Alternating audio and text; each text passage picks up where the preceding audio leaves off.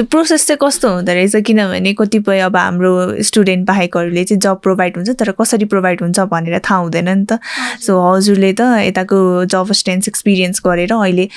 काम पनि गर्दै हुनुहुन्छ सो हजुरबाट नै सुनौँ न कस्तो खालको प्रोसिडियरहरू हुँदो रहेछ ए जबको लागि चाहिँ मलाई चाहिँ यताबाट फर्स्टमा सोध्नुभयो कि जब गर्नुहुन्छ कि नै भनेर एन्ड देन मैले चाहिँ अहिले चाहिँ गरेको छैन भनेर भन्दाखेरि उहाँहरूले चाहिँ इन्ट्रेस्ट छ कि छैन जब गर्नु मलाई भनेर भन्नुभयो अनि यस आइ एम इन्ट्रेस्टेड भन्दाखेरि चाहिँ उहाँले हजुरको please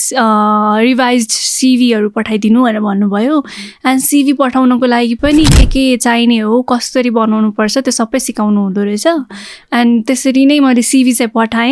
and after sending CV maybe 1 or 2 weeks भित्रमै